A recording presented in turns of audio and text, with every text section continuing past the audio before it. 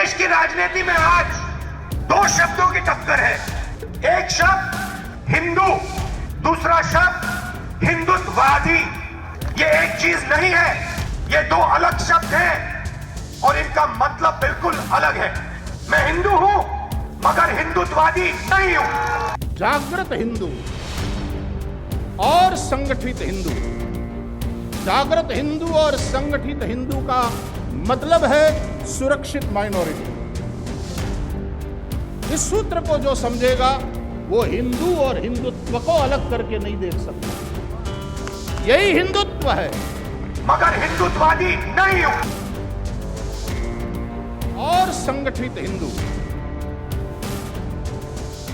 की राजनीति में आज दो शब्दों की टक्कर है। एक शब्द हिंदू, दूसरा शब्द हिंदुत्ववादी।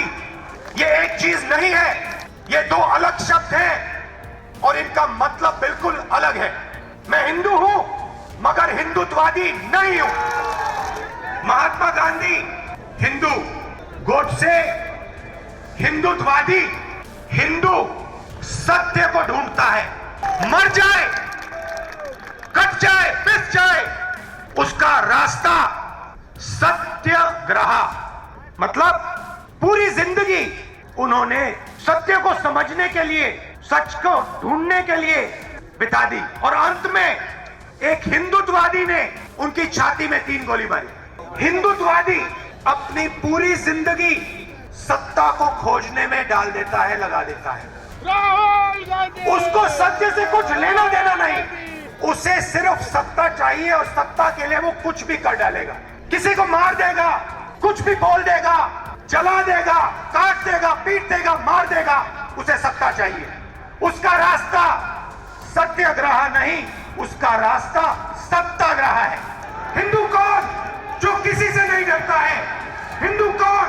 जो हर धर्म का आदर करता है, वो है हिंदू। जगत गुरु श्री राम भद्राचार्य जी महाराज,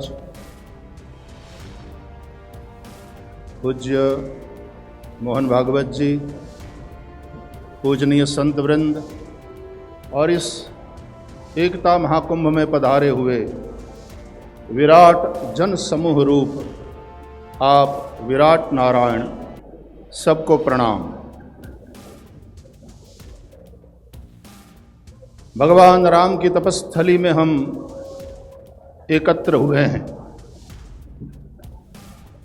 भगवान श्री राम का सौंदर्य, भगवान श्री राम का माधुर्य, भगवान श्री राम का इस भूमि में तपस्वी राम का धैर्य और औदार्य, और उसके साथ साथ ये वही भूमि है कि यहाँ से चलते हुए शंखनाद किया है।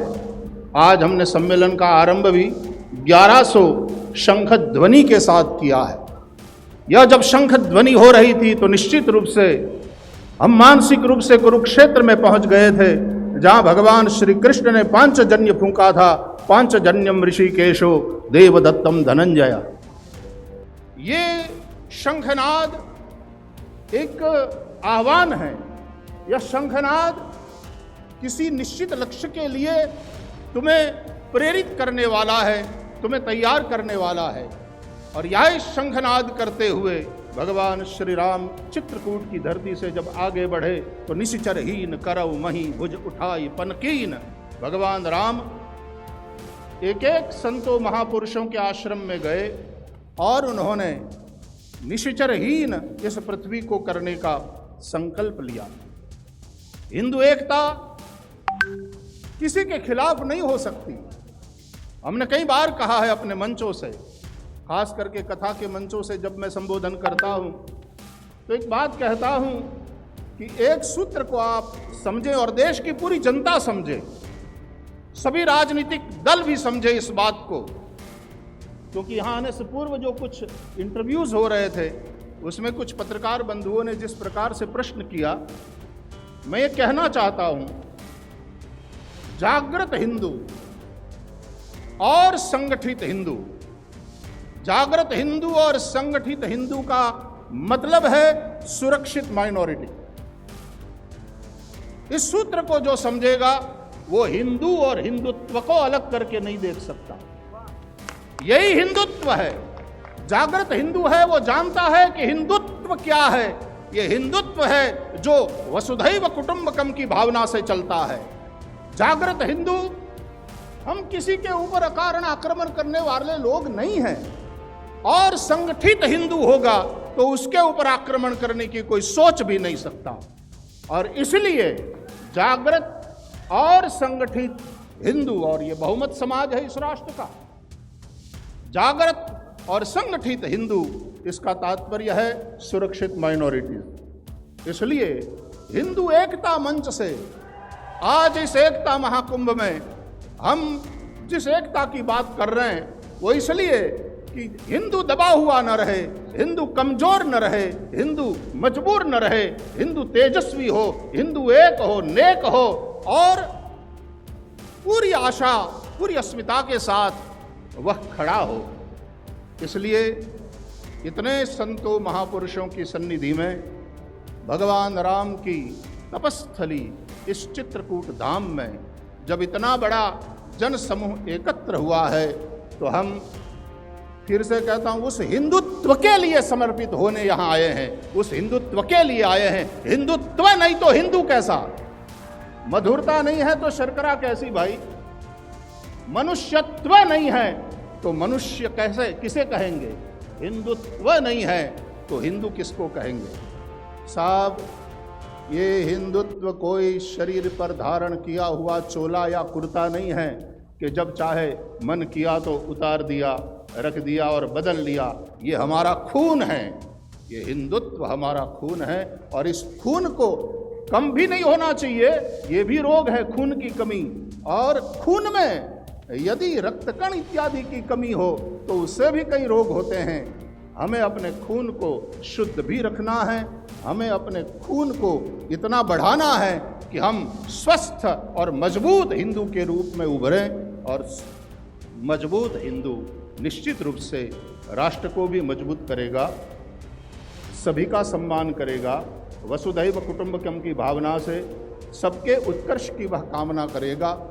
हम सदा ये प्रार्थना करते चले आए हैं, सर्वेत्र सुखिनः सन्तु सर्वे सन्तु निरामयाः सर्वे भद्राणि पश्यन्तु माँ कश्चित् दुःख भाग भवेत्। ये जैसा कि यहाँ से मंच से कहा गया, आज़ादी का अमृत महोत्सव हम लोग मना रहे हैं। वैसे अमृत कुंभ होता है, लेकिन अभी जिन स्थानों में कुंभ लगता है नियमित रूप से, ये वर्ष वो वाला वर्ष नहीं है कि कहीं कुंभ लग रहा हो। लेकिन कुंभ भले ही नहीं हो, लेकिन हम अमृत से वंचित न रहे, इसलिए चित्रकूट की भूमि में यह एकता वाला जो महाकुंभ है ये हमारे लिए अमृत कुंभ ही है। ये एकता का अमृत हम उसको प्राप्त करने के लिए आए हैं।